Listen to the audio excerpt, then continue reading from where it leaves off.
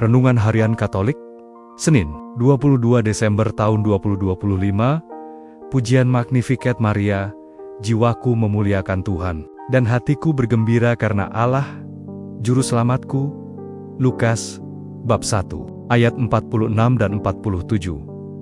Magnificat, pujian indah Bunda Maria, adalah ungkapan hatinya yang terdalam, karena penuh rasa syukur akan karya Allah yang terjadi dalam hidupnya dan hidup umat Israel. Magnificat menggambarkan pengakuan terhadap kebesaran Tuhan dan kemurahannya yang membentang sepanjang zaman. Maria mengawalinya dengan ungkapan, jiwaku memuliakan Tuhan. Lewat pujian yang ia ungkapkan, Maria menunjukkan pengenalannya akan Allah. Baginya, Allah adalah Dia yang memperhatikan kerendahan hamba-hambanya dan bahkan memilih melibatkan mereka untuk melakukan karyanya. Allah adalah Dia yang berbelas kasih kepada orang-orang yang takut akan Dia, tetapi juga keras terhadap orang-orang yang kejam dan meninggikan diri.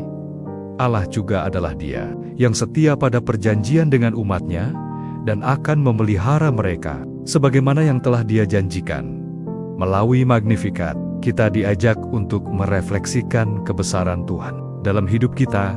Semoga hati kita terbuka untuk merasakan kehadiran Tuhan, membiarkannya membentuk hidup kita sesuai dengan kehendak-Nya.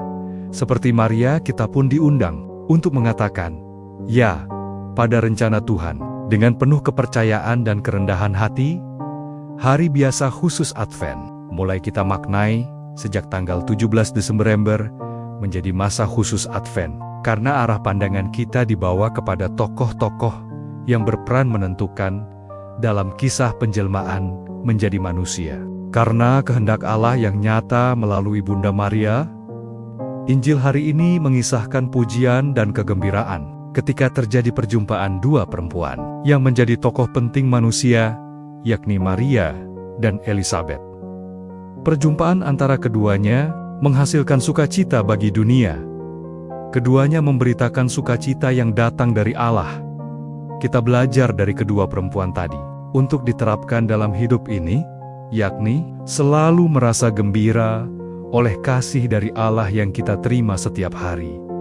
Tugas mewartakan sukacita adalah tugas mulia. Di masa Advent ini, Maria menjadi model dalam menantikan kedatangan Tuhan Yesus. Dengan sikap rendah hati dan selalu gembira, kerendahan hati dan kegembiraan adalah tempat Yesus akan lahir, terutama dalam diri kita.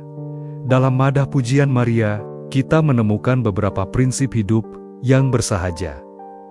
Kerendahan hati manusia merupakan sikap yang sangat dihargai Tuhan, sedangkan kecongkaan tidak ada faedahnya. Mengagungkan diri sendiri, itu juga tidak berguna karena Tuhan hanya meninggikan orang yang rendah hati. Kebahagiaan yang dibangun atas dasar harta kekayaan adalah hampa, karena Tuhan dapat mengambil itu kapanpun sesuai kehendak-Nya. Pujian Magnificat Maria juga dapat menginspirasi orang lain untuk tidak memegahkan diri, tetapi selalu siap sedia menempatkan diri dalam kerendahan hati dan ketulusan cinta. Penghormatan manusia untuk memanggil Maria sebagai Bunda Allah berarti bersaksi bahwa putranya adalah Allah.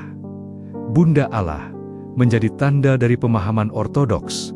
Maria tidak melahirkan seorang manusia yang kemudian menjadi Allah, melainkan sejak dalam kandungan, anaknya adalah benar-benar anak Allah.